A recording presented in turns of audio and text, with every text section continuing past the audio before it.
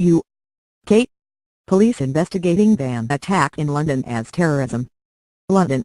The authorities in Britain said on Monday that they were treating an early morning attack near a mosque in London as an act of terrorism against Muslims, amid fears of retaliation for several recent assaults in the country attributed to Islamist extremists. Shortly after midnight, a van rammed into a group of pedestrians near the Finsbury Park Mosque, in North London, and the imam of a nearby community centre was credited with preventing an angry mob from attacking the driver after worshippers subdued him. One person died at the scene and at least 10 were wounded, but the authorities said it was not immediately clear if the death was caused by the attack.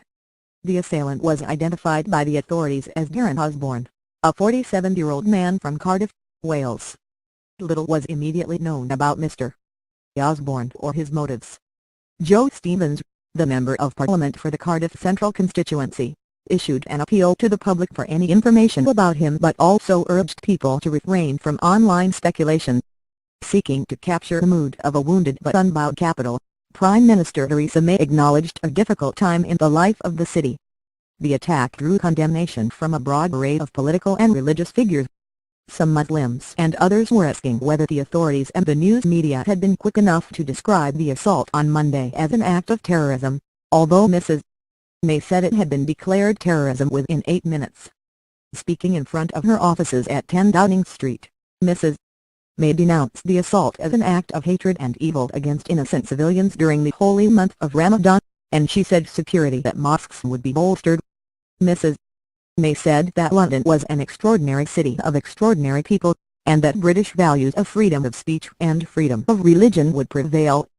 Calling the attack a sickening attempt to destroy those freedoms, she noted that extremism and hatred could take many forms. But she said the country would never give in. Harun Khan, Secretary-General of the Muslim Council of Britain, said he recognized that many Muslims would be angry about the attack, and he appealed for calm, but he also warned of a rising tide of anti-Islamic sentiment. During the night, ordinary British citizens were set upon while they were going about their lives, completing their night worship, Mr. Khan said. Over the past weeks and months, Muslims have endured many incidents of Islamophobia, and this is the most violent manifestation to date. Deputy Assistant Commissioner Neil Basu of the Metropolitan Police, the Senior National Coordinator for Counter-Terrorism, praised bystanders who had intervened to detain the suspect, and he urged residents to remain calm and vigilant. No matter what the motivation proves to be, and we are keeping an open mind, this is being treated as a terrorist attack and the Counter-Terrorism Command is investigating, he said, adding that more officers had been deployed across London.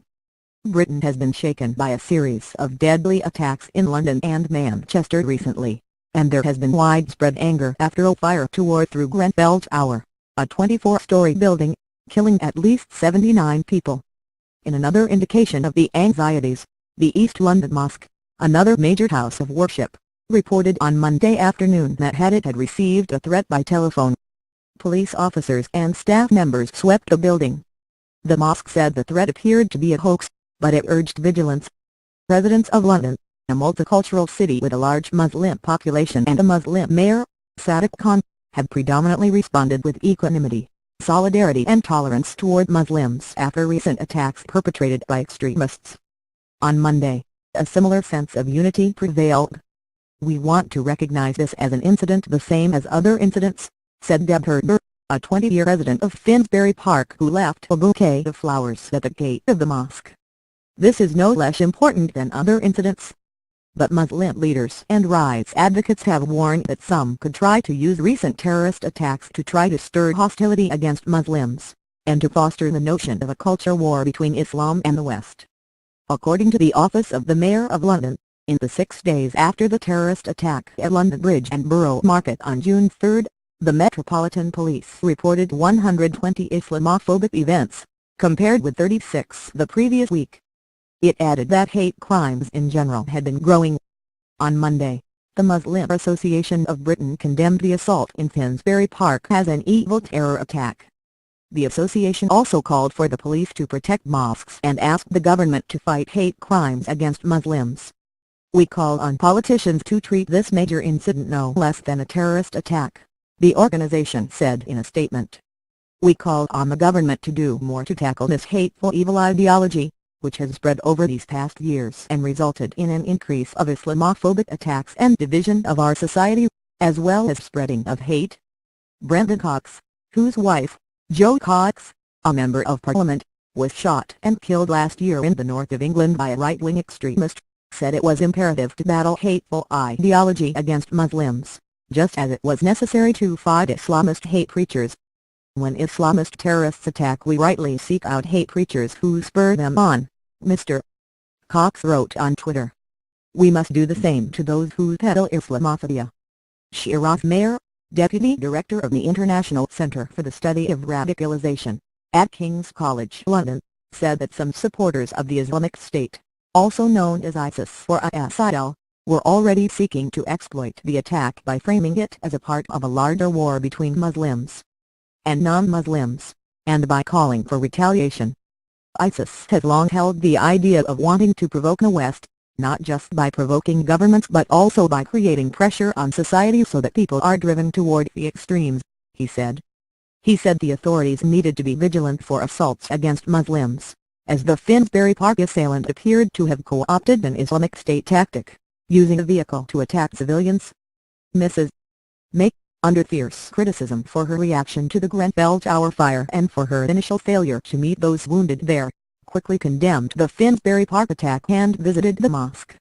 After her gamble in calling the general election backfired, leaving her without a parliamentary majority, Mrs. May's position is weak, and she is scrambling to assemble a deal with the Democratic Unionist Party of Northern Ireland to stay in power. The driver of the van on Monday was arrested after bystanders prevented him from fleeing, the police said in a statement. Commissioner Basu of the Metropolitan Police praised those who had intervened, saying they had responded quickly and calmly despite being shaken, scared or angry.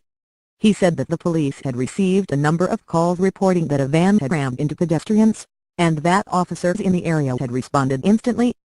Awais Sheikh, 45, said that he was walking home from the Muslim Welfare House, a community centre on nearby Seven Sisters Road, shortly after midnight when he heard a noise and people screaming. "Then I saw the back of the van," he said, "and he ran to help. I saw the man who came out of the van, he tried to escape, so I held him down with two more boys," he said. Another witness, Bubo Sudno, 23, said, "I saw the attacker attempting to run away, but people from the mosque held him back. Some of them wanted to beat him up but were stopped by the ones that were holding him until the police came," he added. Mohammed Mahmood, the 30-year-old imam of the Muslim Welfare House, was praised for helping to form a protective ring around the suspect after he was apprehended by a group of worshippers. Mr. Mahmood told the BBC that the attack happened 5 minutes after the end of evening prayers and that the van had rammed into a crowd that had been helping an ailing man, dragging two people underneath the vehicle. He said 10 to 15 people had been at the scene of the attack, some trying to resuscitate the victim and 3 others holding the assailant, who, he said, had appeared calm. Mr. Mahmood added that after the attack, the man had said, "I did my bit." There were reports that other people had fled from the van after the attack, but Commissioner Basu seemed to discount the theory, saying there were no other suspects. By mid-morning, police officers had cordoned off a corner of Seven Sisters Road, and news cameras were swarming nearby. Police vans that had been on site began to leave, though traffic on a nearby major thoroughfare, Blackstock Road, was restricted. Forensics officers were analyzing the van used by the attacker, which British news reports said was rented from Pontyclun Van Hire, in the Welsh village of Pontyclun, near Cardiff. The company said it was fully cooperating with the police. The Finsbury Park Mosque, a major house of worship in North London, opened in 1994 and became a hotbed of Islamist militants, but it was reconstituted in 2005 with a new ethos, according to its website, and on Monday, Christian ministers gathered there to show solidarity. "There are very good friendships between the Christian and Muslim communities here," said the Rev. Daniel Sandham of St. John the Evangelist, a nearby church. "It has sought to be a beacon for the community."